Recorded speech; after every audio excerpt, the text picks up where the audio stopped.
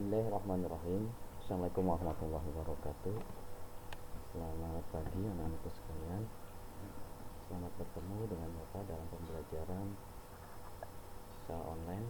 Mengingat kita sekarang masih dalam masa COVID-19. Oleh karena itu kita tetap semangat meskipun pembelajaran melalui jarak jauh.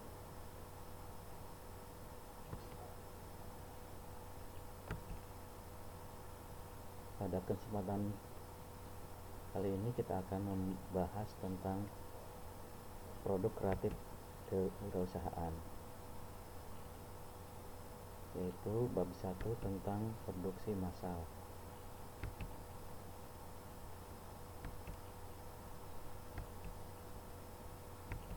Anak-anakku sekalian,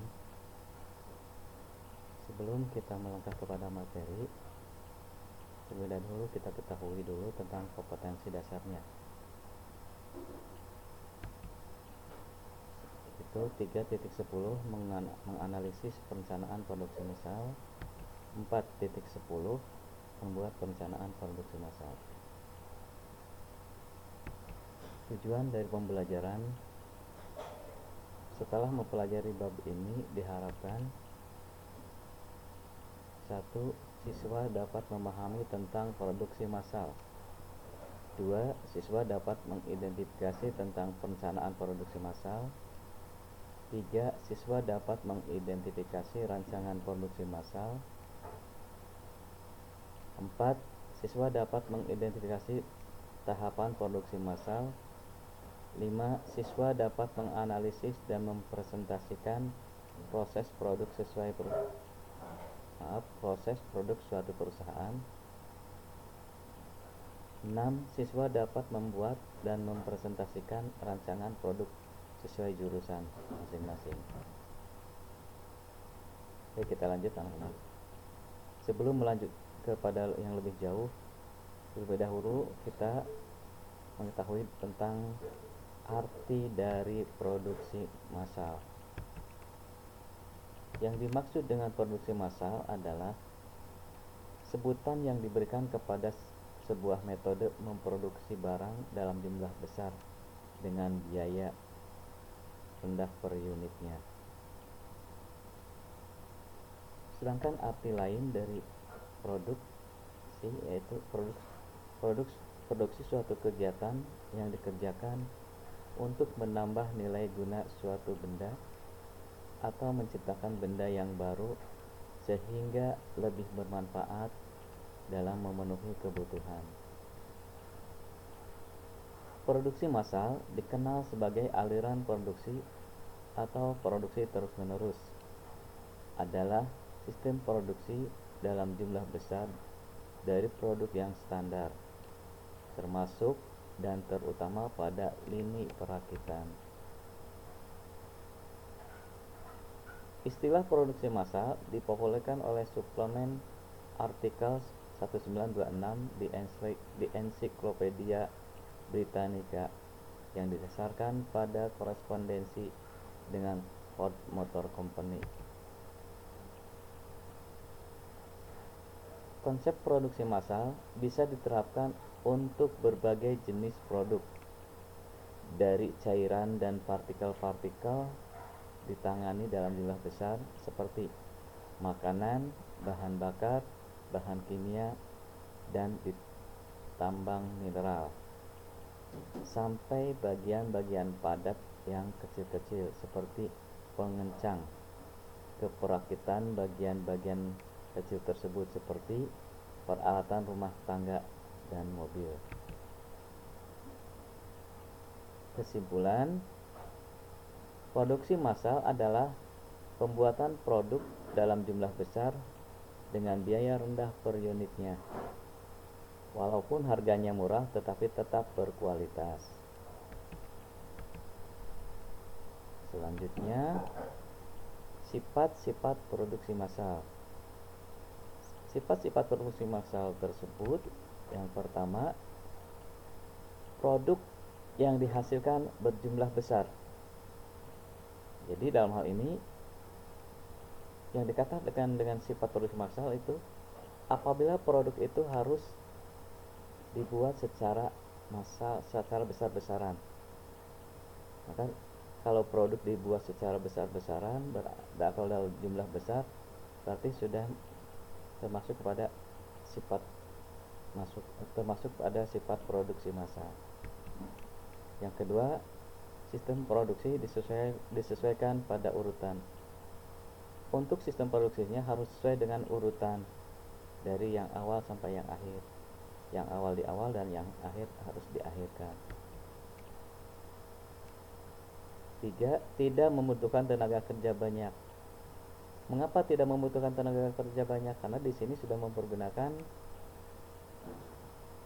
mesin-mesin yang otomatis,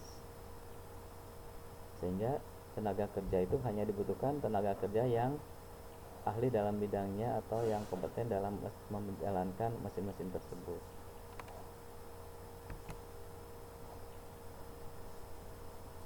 Persediaan bahan produk lebih sedikit. Kenapa persediaan bahan produk dikatakan lebih sedikit? Karena dalam hal ini bahan produksi itu langsung kepada bagian-bagian tersebut atau bagian-bagian yang mengoperasikan. Dalam hal ini yang pertama disimpan di tempat produksi. Yang kelima, bahan-bahan dipindah menggunakan mesin. Tadi bahan-bahan yang produk itu kita pindahkan melalui mesin atau menggunakan mesin, sehingga dalam hal ini siap untuk diproduksi oleh mesin dengan mempergunakan mesin pula.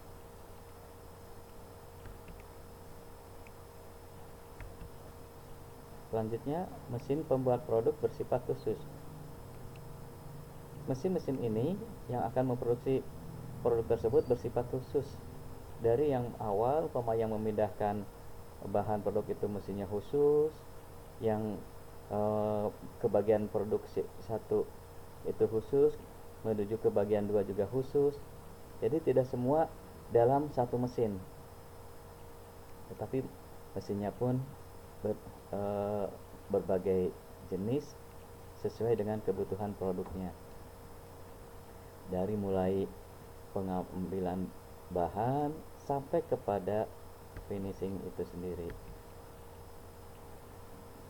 Selanjutnya, penerapan produksi massal.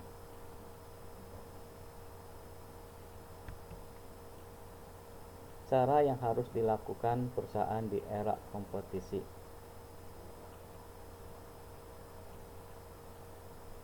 Sebuah perusahaan di zaman sekarang ini kalau ingin stabil atau tetap diakui di masyarakat, harus mampu bersaing atau berkompetisi.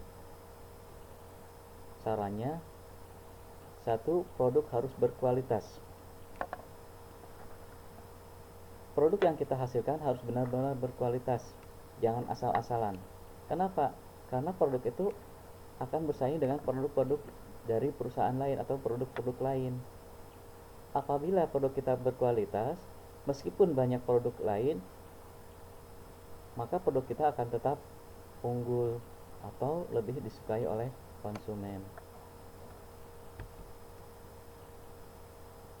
Yang kedua, harga dapat bersaing dengan cara A. Menekan biaya produksi dengan mengurangi bahan baku dengan membeli bahan baku dalam jumlah besar sehingga mendapatkan potongan harga. Untuk persaingan harga, kita bisa membeli bahan baku sebanyak mungkin, sehingga apabila bahan baku yang kita beli banyak, maka itu akan terasa lebih murah karena akan mendapatkan potongan harga. Lain halnya ketika kita membeli hanya 1 atau 2, maka harganya itu akan terasa mahal. B. Membeli mesin-mesin yang lebih canggih dengan tingkat efisien tinggi. Untuk memproduksi barang tersebut, kita harus bisa mempergunakan atau bisa membeli mesin-mesin yang lebih canggih. Karena apa? Karena dengan mempergunakan mesin-mesin yang lebih canggih, tingkat efisiensinya akan lebih tinggi. Yang ketiga atau C, menambah kapasitas produksi. Supaya dapat bersaing dengan yang lain, kita harus menambah kapasitas produksi. Umpamanya yang biasanya 5, kita memproduk lebih dari itu 10 atau lebih dari 10. Selanjutnya, cara melakukan kegiatan produksi dan operasional yang efektif. 1. Mengurangi biaya produksi. Bagaimana caranya kita mengurangi biaya produksi? Biaya produksi itu bisa dikurangi apabila kita membuat produk itu secara massal. Lain halnya ketika kita membuatnya hanya dalam batas kecil atau 1-2 saja. Yang ketiga, meningkatkan mutu atau kualitas produksi. Dalam hal ini kita harus bisa meningkatkan mutu dan kualitas produksi. Semakin mutu kita tingkatkan, maka produk akan lebih disenangi oleh konsumen. Karena apa? Karena konsumen itu rata-rata ingin mendapatkan produk yang lebih berkualitas dibandingkan dengan produk-produk yang lain. Yang ketiga, segera merespon permintaan. Apabila ada permintaan dari konsumen, kita harus dapat merespon lebih cepat. Kenapa demikian? Konsumen itu rata-rata tidak mau berlarut-larut atau lama. Sehingga apabila ada permintaan, maka kita harus segera melaksanakannya. Karena apa? Karena kesempatan itu tidak mungkin datang untuk kedua kalinya. Sehingga apabila ada kesempatan, kita harus ambil segera dan kita laksanakan, sehingga tidak diambil oleh orang lain. 4. Memungkinkan inovasi produk. Meskipun dalam hal ini sudah banyak produk, untuk kita dapat bersaing, kita lakukan inovasi produk. Umpamanya dari produk, dalam hal ini inovasinya itu dalam bentuk, corak maupun ukuran. 5. Mempercepat produksi produk. Untuk dapat lebih efektif dalam hal ini, kita harus bisa mempercepat produksi produk, baik dari segi waktu maupun cara penyampaian kepada konsumen. Berikut adalah bagan rancangan produksi massal.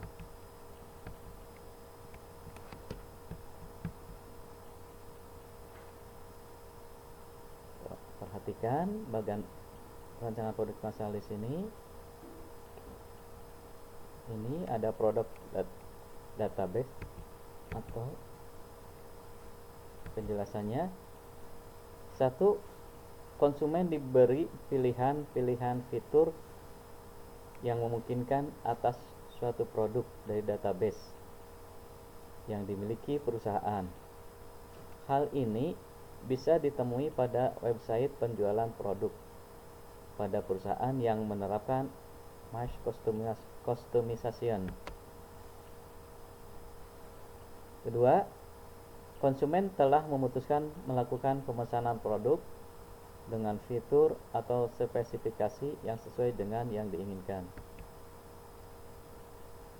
Ketiga, data spesifikasi produk pilihan konsumen tersebut selanjutnya dikirim ke perusahaan untuk dilakukan studi kelayakan. Perusahaan akan mengirimkan informasi harga mengenai produk tersebut ke konsumen. Jika konsumen setuju, maka produk akan segera dibuat oleh perusahaan. Perusahaan akan melakukan integrasi dengan supplier untuk pemenuhan bahan baku dan integrasi ke setiap bagian dalam rangka membuat produk yang telah dipesan oleh konsumen. Keempat, data-data spesifikasi produk yang pernah dipesan oleh konsumen dijadikan referensi perusahaan sebagai database atau sebagai sarana dalam pengembangan fitur produk. Selanjutnya, karakteristik produksi massal digunakan dalam situasi berikut. 1. Ketika standarisasi urutan produk dan proses. Dalam hal ini, standarisasi urutan produk dan proses itu kita harus punya standar urutan produk, yaitu ketika kita membuat produk harus ada urutannya dari awal sampai akhir. Bagaimana urutan pertama apa, kedua apa, sampai yang ke akhir. Dan prosesnya seperti apa, umpamanya dari yang pertama prosesnya bagaimana caranya sampai kepada produk itu jadi dan sampai pada pengemasan, harus ada standarnya. Yang kedua, dedicated mesin tujuan khusus yang memiliki kapasitas produksi yang lebih tinggi dan tingkat output. Jadi mesin itu harus betul-betul ada kegunaannya yang lebih khusus sehingga memiliki kapasitas produksi yang lebih tinggi dan tingkat output. Ketiga, besar volume produk. Besar volume produk ini sini karena kita melaksanakannya secara massal, maka harus besar atau tinggi volumenya.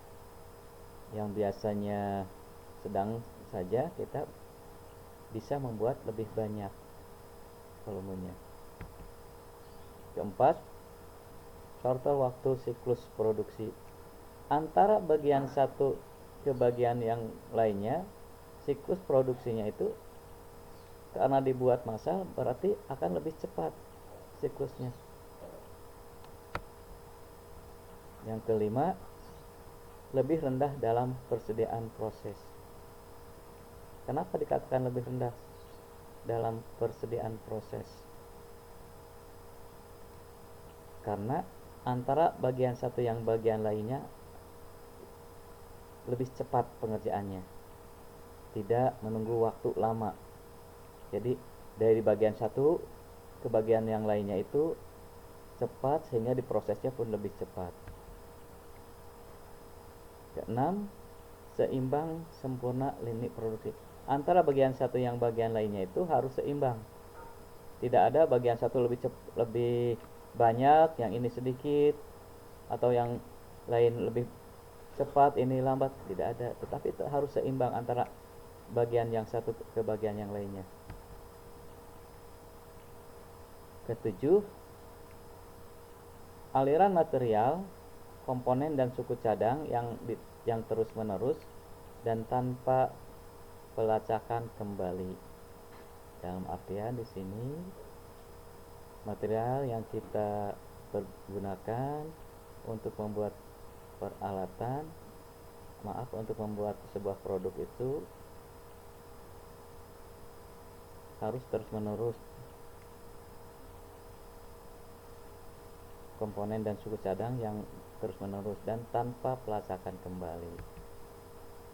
Kedelapan, perencanaan produksi atau kontrol lebih mudah. Dengan produksi massal, maka perencanaan produksi dan kontrolnya akan lebih mudah. Karena apa? Karena akan terus terlihat sampai mana, bagian-bagian mana.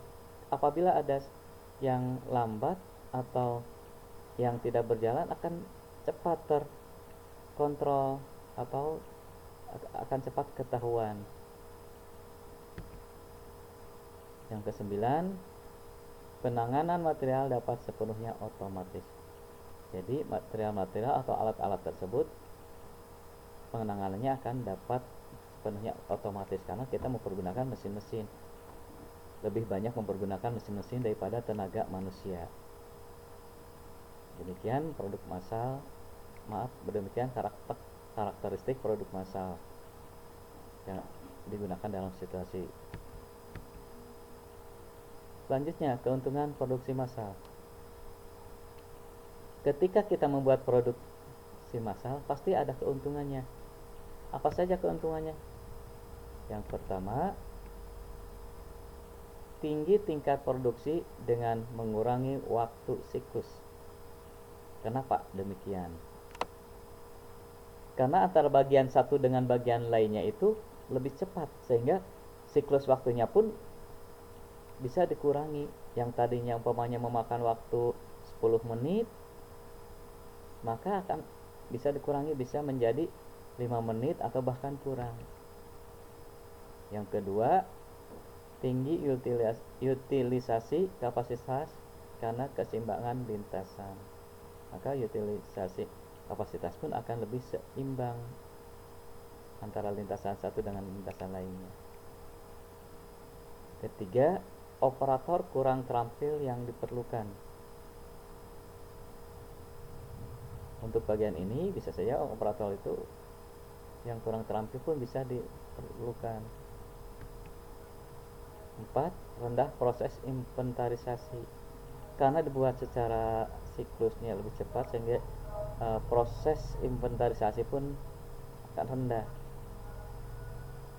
Jadi antara bagian satu yang bagian lainnya tidak perlu ada inventarisasi, langsung saja berjalan. 5. Manufaktur biaya per unit rendah. Biaya dari pembuatan ini akan lebih rendah karena tadi dibuat secara massal. Berikut adalah contoh tahapan produksi massal atau model-model tahapan produksi massal. Yang pertama, tradisional production massal, itu model tradisional dari supplier menuju faktur, terus ke distribution channel dan kepada customer. Yang kedua, dan mempergunakan mass communication model, while customer take active role. Dari supplier ke manufaktur, ke distribution channel, ke customer. Dari customer ke service interaction. Dari service interaction ini bisa ke supplier lagi, bisa ke manufaktur, dan bisa ke distribution channel. Itu tahapan produksi massal, ada 2. Kegiatan proses produksi dilakukan oleh perusahaan dengan cara 1. Manual atau tradisional, dilakukan dengan menggunakan tangan, contoh pembuatan anyaman dan ukiran. Kedua, semi otomatis, adanya alat bantu dengan menggunakan mesin. Ketiga, otomatis atau modern, menggunakan mesin sistem robot yang diprogram dengan bantuan komputer. Nah, dalam hal ini ada 3 jenis kegiatan produksi yang dilakukan oleh perusahaan. Secara manual, kalau manual ini yang dilakukan semuanya mempergunakan tenaga manusia. Contoh untuk anyaman atau ukiran. Untuk anyaman, dari mulai penyediaan bahan baku sampai selesai itu dengan menggunakan manusia. Umpamanya anyaman dari bambu, penebangan bambu menggunakan tenaga manusia, pembelahannya pun atau pemotongan bambu-bambu tersebut juga mempergunakan tangan manusia. Setelah dibelah dan dipotong-potong, dianyam. dengan mempergunakan tenaga manusia sampai produk itu benar selesai. Kalau yang kedua, semi otomatis. Kalau semi otomatis berarti adanya alat bantu dengan menggunakan mesin. Mesinnya pun tidak mesin yang otomatis, tetapi yang masih standar atau belum mencapai kepada modern. Contohnya dalam hal ini sebuah produk yang mempergunakan semi otomatis, contoh pembuatan keripik singkong umpamanya, itu kita bisa mempergunakan secara manual dan secara otomatis, sehingga dikatakan semi otomatis. Mulai dari pengupasan singkong biasanya mempergunakan pisau, itu karena semi otomatis kita pergunakan serut sehingga lebih cepat untuk pengupasannya. Masuk ke bagian pemotongan, kalau secara manual itu dipotong oleh pisau dengan mempergunakan tenaga manusia, tapi semi otomatis bisa juga mempergunakan mesin potong. Singkong masuk ke bagian pemotongan dan keluar sudah terpotong-potong dengan ukuran dan bentuk yang sama. Beda kalau dengan menggunakan manual. Kalau mempergunakan manual itu akan lama dan kadang ukuran pun tidak sama, baik besar, kecil maupun tipisnya atau tebal tipisnya. Ya, selanjutnya ke bagian penggorengan. Kalau dalam penggorengan ini pasti mempergunakan tenaga manusia. Cuma dalam hal ini di bagian penggorengan pun itu ada juga mesin semi otomatisnya.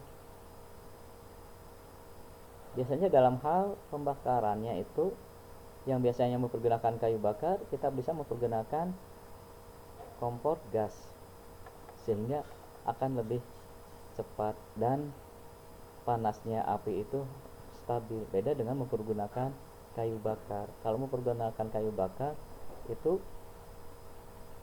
panas api itu akan naik turun. Ketika kayunya banyak mungkin akan lebih panas, dan kayunya sedikit itu akan panasnya lebih kurang.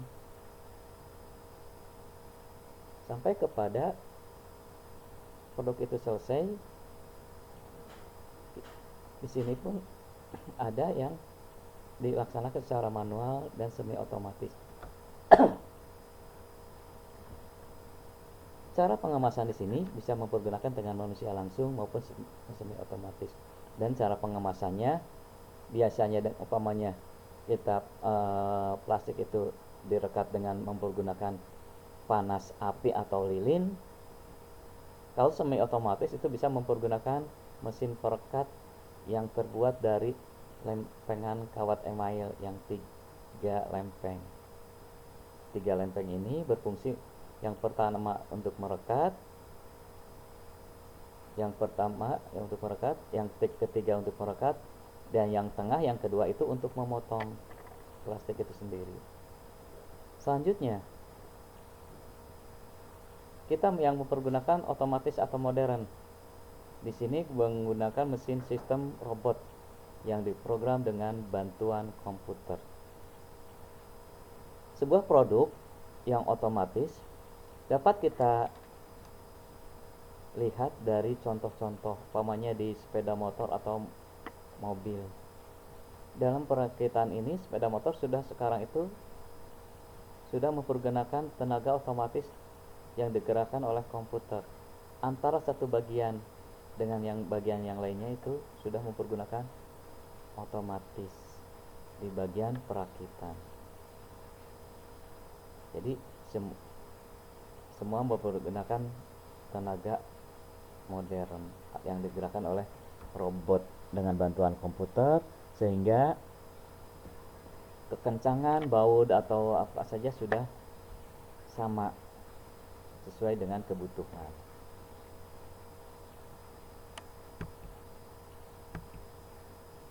Catatan, untuk membedakan proses kerja secara manual dengan proses kerja mesin atau proses kerja secara otomatis perlu dipahami inputnya. Contoh, produksi yang dilakukan dengan berbagai cara. Misalnya industri keranjang. Setiap pekerja membuat produknya secara lengkap, mulai dari bahan mentah hingga produk akhir. Kemungkinan lain, setiap karyawan hanya membuat satu bagian saja secara berurutan. Akhirnya menghasilkan produk akhir. Sistem ini sering menggunakan bahan berjalan atau alur produksi.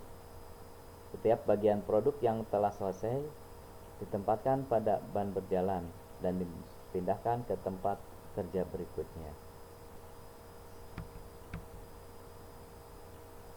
Selanjutnya, hal-hal yang perlu diperhatikan dalam menyusun rancangan proses produksi massal. 1. Karakter produk itu sendiri. Ketika kita akan membuat sebuah produk massal, kita harus tahu dulu karakter dari produk itu sendiri. Apakah karakternya itu lembek dari produk itu, keras, atau sedang.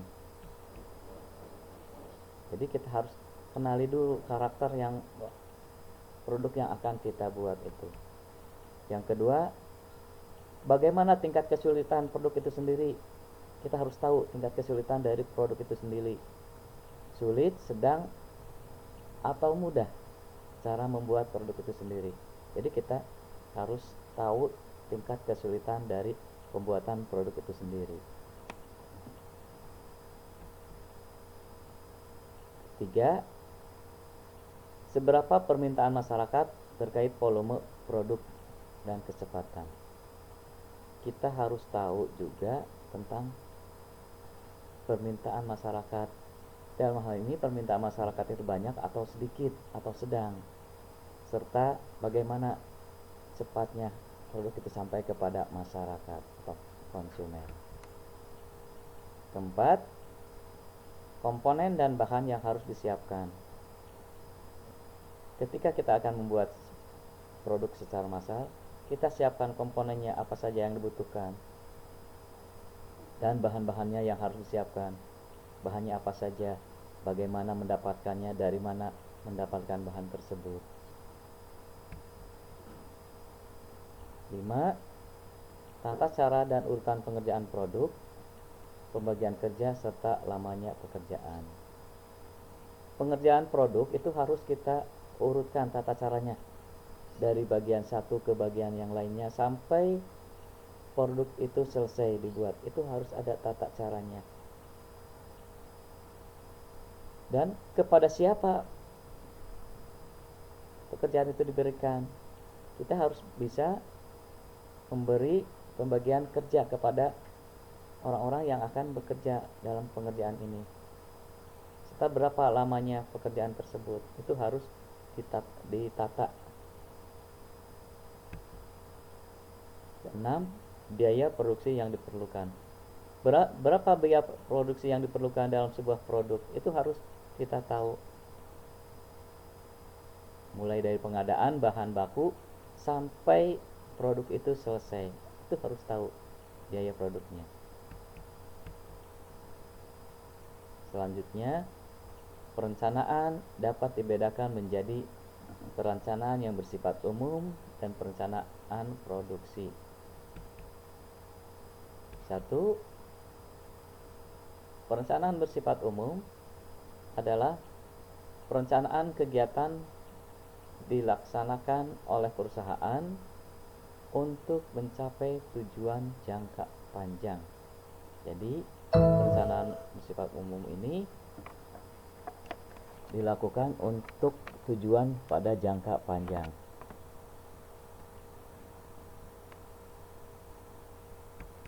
Yang kedua, perencanaan produksi adalah perencanaan dan pengorganisasian mengenai pekerja, bahan, mesin, dan peralatan, serta modal yang diperlukan untuk memproduksi barang dengan suatu metode tertentu yang sesuai dengan yang diramalkan dan kemampuan pada perusahaan. Berikut adalah contoh skema proses produksi mie instan. Dari tepung atau flour masuk ke bagian pencampuran atau mixing. Di sini dicampur dengan bahan-bahan lain, penunjang lainnya seperti bumbu atau yang lain-lainnya. Bumbu, pewarna makanan, penyedap makanan. Dari bagian pencampuran atau mixing masuk ke bagian pengepresan atau pressing. Ya, di sini bahan yang sudah dicampur akan dipres, lalu masuk ke dalam pembentukan untayan mie atau sliding. Ya, di sini bahan yang sudah dicampur setelah dipres itu dibentuk menjadi untayan mie atau sliding. Nah, setelah terbentuk menjadi untayan mie, masuk ke bagian pengukusan atau steaming. Di steaming karena ini masih dalam bentuk besar, masuk ke bagian pemotongan dan pencetakan atau cutting and folder. Di sini mie yang besar itu dipotong sesuai ukuran. Nah, setelah dipotong-potong sesuai ukuran, maka akan masuk ke bagian penggorengan atau frying. Berarti mie yang kita beli itu mie instan itu sudah matang, namun dalam bentuk kering, sehingga kalau mau dikonsumsi itu harus diolah kembali. Dari bagian penggorengan atau frying masuk ke bagian pendinginan. Yang tadi yang dari penggorengan masuk ke pendinginan, di sini mie itu akan didinginkan. Dan setelah dingin masuk ke bagian pengemasan atau packing. Masuk ke bagian packing. Di sini dikemas produk itu sedemikian rupa sehingga menimbulkan daya tarik bagi konsumen. Produk yang biasa saja kalau dikemas dengan kemasan yang bagus maka akan lebih menarik. Lain halnya produk bagus kalau kemasannya jelek, konsumen pun tidak akan tertarik. Oleh karenanya dalam pengemasan itu dibuatlah pengemasan sebaik mungkin, semenarik mungkin, sehingga ada keinginan konsumen untuk membeli.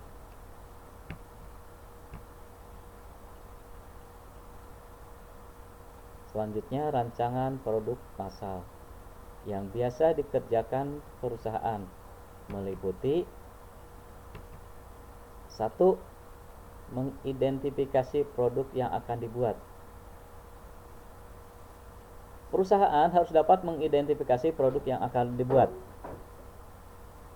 Seperti apa produknya yang kita akan buat itu. Apalagi diproduk secara massal atau besar-besaran. Yang kedua, mengidentifikasi alat atau mesin dan bahan yang dibutuhkan. Ketika kita akan membuat sebuah produk, alat atau mesinnya pun harus dapat diidentifikasi. Mesin sejenis apa atau alatnya seperti apa yang akan kita gunakan. Dan bahannya pun harus kita identifikasi seperti apa bahan-bahan itu, dalam bentuk mentah seperti apa, setengah jadi seperti apa, sampai kepada barang tersebut menjadi sebuah produk. Ketiga, mengidentifikasi tenaga kerja dan soft skill. Untuk membuat sebuah produk, kita pun harus dapat mengidentifikasi tenaga kerja. tenaga kerja yang bagaimana yang kita butuhkan untuk sebuah produk, dan bagaimana soft skillnya, apakah tenaga tersebut biasa bekerja atau tidak, itu harus bisa diidentifikasi. Apakah punya dedikasi atau tidak, mau bekerja atau tidak, itu harus bisa diidentifikasi. Yang keempat, menyusun urutan kerja, pembagian kerja, perintah kerja, dan target waktu pengerjaan. Penyusunan urutan kerja ini, umpamanya dari urutan 1 sampai urutan terakhir itu harus tersusun secara baik dan benar. Jangan sampai simpang siur. Terus pembagian kerjanya antara bagian satu dan bagian kerja yang lainnya itu harus memiliki volume kerja yang sama. Jangan bagian satu lebih sedikit, bagian kedua atau seterusnya lebih banyak, tetapi harus sama. Selanjutnya perintah kerja. Perintah kerja itu harus jelas sehingga mudah dimengerti oleh pekerja atau karyawan. Kalau perintah kerjanya tidak jelas, karyawan akan ada kemungkinan salah mengerjakannya, sehingga tidak sesuai dengan kebutuhan yang kita targetkan. Dan target waktu pengerjaan, waktunya pun harus punya target, berapa waktu yang dipergunakan untuk sebuah produk, sehingga kita akan menargetkan waktu tersebut. Kelima, menyusun atau menata denah lokasi untuk pengerjaan produk, supaya tidak simpang siur ketika mengerjakan sebuah produk, atau supaya lebih memudahkan kita mengerjakan produk, maka denahnya pun harus dibuat atau adanya layout. Contoh, ketika kalian yang jurusan TBSM masuk bengkel, apakah itu bengkel servis atau perakitan, di sana sudah disusun layoutnya bagaimana, sehingga kita nyaman bekerjanya dan mudah untuk mengerjakannya. Apabila tidak ada layout bengkel atau tidak ada penyusunan tempat kerja, maka kita akan susah mengerjakannya, dan untuk mengerjakan sebuah produk itu akan terasa lama karena tidak disusun di mana tempat menyimpan kompresor, di mana tempat menyimpan peralatan, di mana tempat menyimpan suku cadang. Kalau tidak tersusun, itu akan simpang siur, sehingga akan menyulitkan dalam proses pekerjaan. Keenam, menyiapkan alat dan bahan terkait. Ketika kita akan membuat sebuah produk, siapkanlah alatnya, apa saja yang dibutuhkan, dan bahannya apa saja yang dibutuhkan, baik bahan pokok maupun bahan penunjangnya. 7. Memulai proses produksi sesuai standar dan prosedur yang telah ditetapkan. Apabila alat dan bahan sudah siap atau sudah tersedia, kita tinggal memulai proses produksi sesuai standar dan prosedur yang telah ditetapkan. Standarnya seperti apa, terus prosedurnya bagaimana, itu kita bisa laksanakan. 8. Memperhatikan keselamatan kerja dan standar kerja. Dalam pembuatan produk, baik itu produk massal maupun sedikit, kita harus memperhatikan keselamatan kerja. Bagaimana keselamatan kerjanya, standar kerjanya bagaimana. Contoh, kita mengerjakan di bengkel sepeda motor, tentu ada keselamatan kerja yang harus kita perhatikan. Umpamanya kita pergunakan sarung tangan, terus pakaian kerja, terus sampai kepada sepatu kerja, itu harus memenuhi standar keselamatan kerja. Dan standar kerjanya bagaimana? Standar kerjanya kita pun persiapkan. 9. Apabila sudah terpenuhi semuanya, maka mulailah pekerjaan itu sesuai alur kerja dari awal sampai akhir. Untuk proses servis kendaraan sepeda motor umpamanya, dari awal itu sudah tersusun, dari pembukaan baut kap sampai kepada pembongkaran mesin itu. Dalam hal ini biasanya yang pertama dibongkar ketika pemasangan akan jadi terakhir. Selanjutnya mengemas produk akhir. Apabila produk sudah selesai, maka dikemaslah sedemikian rupa sehingga menarik.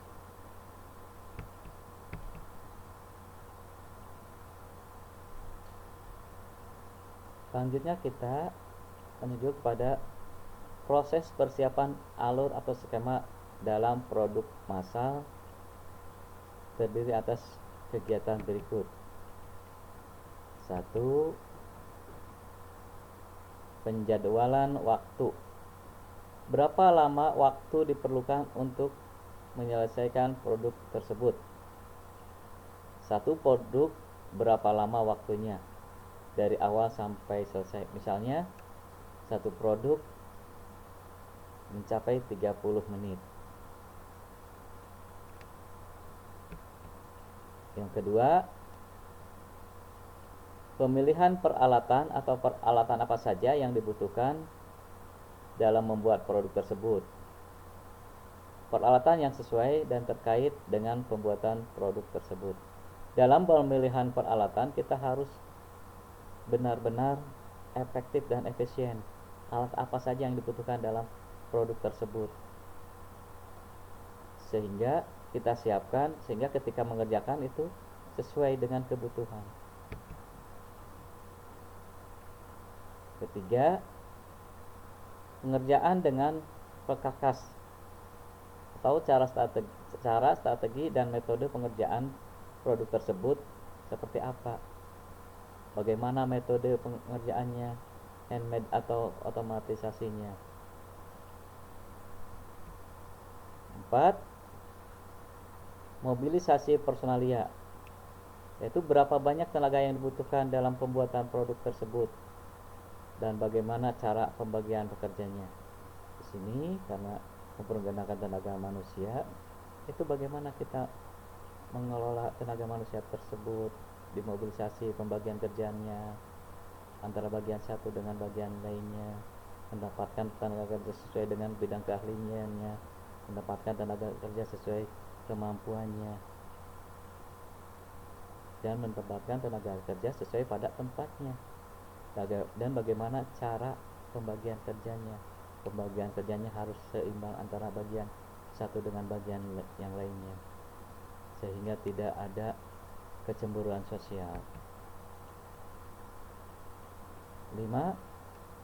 Pembelian material, yaitu menyiapkan bahan baku dan pendukungnya serta mutu bahannya seperti apa, kriteria bahan bakunya bagaimana, pengolahan bahan bakunya, urutan proses produksinya. Nah, dalam pembelian material itu kita harus menyiapkan tentang bahan baku yang dan pendukungnya itu yang kita butuhkan itu seperti apa, serta kriteria dari bahan baku yang berkualitas itu bagaimana, dan pengolahan bahan bakunya itu harus bagaimana, dan urutan proses produksinya itu harus dipersiapkan. 6. Pembagian pekerjaan. Pembagian kerja setiap bagian atau orang dan berapa lama waktu yang dibutuhkan serta tahapan perakitan produknya bagaimana. Nah, dalam pembagian pekerjaan ini antara orang satu dengan orang lainnya itu harus dikasih job atau dikasih pekerjaan. Jangan sampai ada yang bekerja, ada bagian yang santai-santai saja tidak bekerja. Itu semua harus ada tugasnya masing-masing. Berikut adalah contoh skema sederhana proses produksi perusahaan konveksi. Yang pertama, pemilihan bahan. Ketika kita akan membuat sebuah baju atau kaos, kita pilih bahan yang berkualitas. Yang bagaimana yang berkualitas itu? Jangan sampai bahan yang rusak atau jelek sehingga dibuatnya pun akan jelek hasilnya. Nah, dari pemilihan bahan masuk ke pembuatan desain. Di sini pembuatan desain itu akan membuat desain seperti apa yang dibutuhkan baju tersebut, bagaimana bentuknya, coraknya bagaimana. Nah, dari bagian pembuatan desain masuk ke pemilihan ukuran. Di sini di pemilihan ukuran itu apakah ukurannya itu all size atau 3 jenis atau beberapa jenis, umpamanya SML, XL, dan XXL. Itu ada pemilihan ukuran. Kenapa ada pemilihan ukuran? Karena badan manusia itu tidak sama. Yang membutuhkan produk itu tidak sama. Ada yang kecil, sedang, besar, bahkan jumbo atau lebih besar. Nah, dari bagian pemilihan ukuran akan masuk ke pemotongan. Setelah diukur, bahan-bahan tersebut kita potong sesuai kebutuhan. Dari pemotongan masuk ke penyablonan. Jadi bahan-bahan ini sebelum dijahit harus masuk dulu ke penyablonan, dibentuk gambarnya seperti apa. Kenapa harus digambar terlebih dahulu?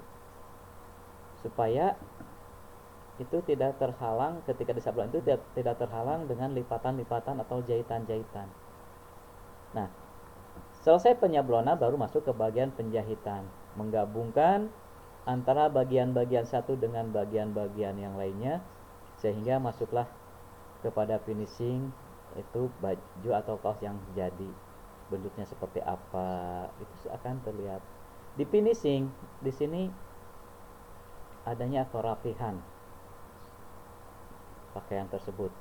Umpamanya dikhawatirkan ada yang tidak terjahit atau bagaimana, atau ada yang ibaratnya bahan nempel ke jahit, itu harus bagaimana, atau benang-benang yang belum dirapihkan.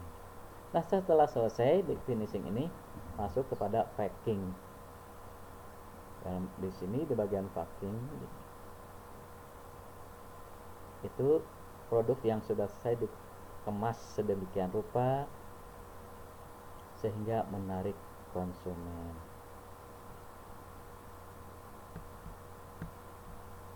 Selanjutnya, sistematika penyusunan rencana produk massal.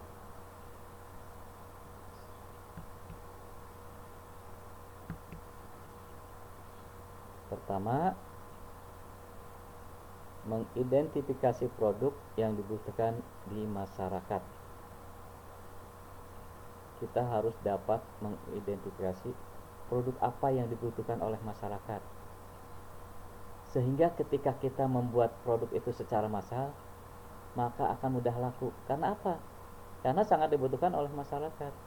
Beda halnya ketika produk tersebut tidak dibutuhkan oleh masyarakat, sehingga ketika produk itu tidak dibutuhkan oleh masyarakat, kita buat sedikit pun tidak akan laku. Karena apa? Karena tidak dibutuhkan oleh masyarakat atau konsumen. Yang kedua, menyusun analisis peluang usaha mengenai produk tersebut. Nah, apabila kita sudah mengetahui kebutuhan masyarakat, kita harus menganalisis peluang usahanya. Bagaimana nih? Kalau produk ini disenangi masyarakat, maka akan mudah laku. Peluang usahanya pun sangat luas dan akan lebih mendapatkan kesuksesan kalau benar-benar ini produk disenangi oleh masyarakat. Ketiga, menyiapkan peralatan dan bahan baku. Setelah kita mengetahui peluang usahanya, kita siapkan peralatan dan bahan baku.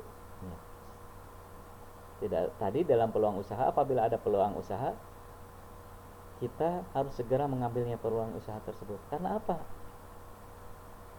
Karena apabila kita tidak cepat memutuskan untuk mengambil peluang tersebut, karena kita ragu-ragu, maka orang yang lebih, dalam hal ini lebih siap, akan segera mengambil peluang itu.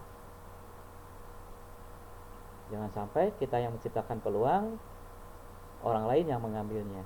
Maka apabila sudah ada peluang, ambillah segera peluang tersebut. Karena apa? Karena peluang itu tidak mungkin datang untuk kedua kalinya. Nah, setelah itu baru masuk atau menyiapkan peralatan dan bahan baku. Peralatannya apa saja yang dibutuhkan, bahan bakunya apa saja.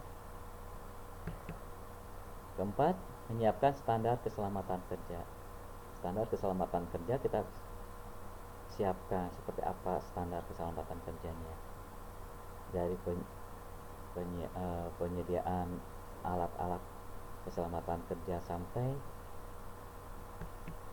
benar-benar kita nyaman dengan pekerjaan tersebut. Kelima, menyusun urutan perakitan produk. Perakitan produk itu harus disusun. Awalnya seperti apa, yang kedua apa, yang selanjutnya, sampai akhir itu kita susun. Antara satu bagian dengan bagian lainnya itu harus saling keterkaitan sehingga tidak terputus dari perakitan tersebut. Keenam, menyusun alur, skema atau tahapan proses produksi. Alur atau skema atau tahapan produksi itu disusun. Bagaimana alurnya?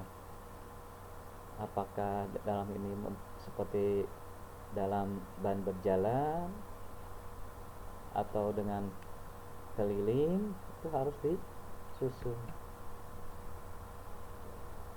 Terus menyusun rencana promosi dan pemasaran. Apabila sudah selesai menjadi sebuah produk, kita susun rencana promosinya. Bagaimana mempromosikannya atau bagaimana memasarkannya. Contoh hal sekarang zaman media massa, dunia maya, itu promosi bisa cepat sampai kepada konsumen dengan mempergunakan media dunia maya seperti Facebook atau yang lainnya, atau di media WhatsApp. Dan kita susun cara pemasarannya. Kalau dulu pemasaran produk itu lambat nyampe ke konsumen, karena apa? Banyak yang menggunakan tenaga manusia dengan door to door, sehingga membutuhkan waktu lama. Beda dengan sekarang, sudah masuk ke dunia maya. 8. Menyusun administrasi produk. Bagaimana caranya kita susun administrasi produknya dari dari awal sampai akhir kita susun, sehingga apabila kita akan membuat lagi itu sudah ada dokumentasinya.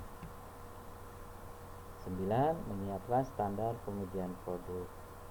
Setelah selesai, produk itu jangan langsung dipasarkan, tetapi diuji dulu apakah sudah sesuai dengan keinginan atau tidak. Jangan sampai ketika nyampe ke konsumen, kalau tidak diuji, tidak sesuai dengan keinginan, sehingga produk itu tidak akan disenangi oleh konsumen. Dan yang terakhir, hasil produksi akhir siap untuk ditawarkan konsumen. Setelah pengujian produk, maka produk siap untuk ditawarkan ke konsumen atau dijual ke konsumen. Demikian produk kreatif perusahaan produksi massal bab 1. Kurang lebihnya mohon maaf. Nanti kita akan sambung lagi di bagian kedua, yaitu tentang perakitan produk. Billahi taufiq wal hidayah. Wassalamualaikum warahmatullahi wabarakatuh.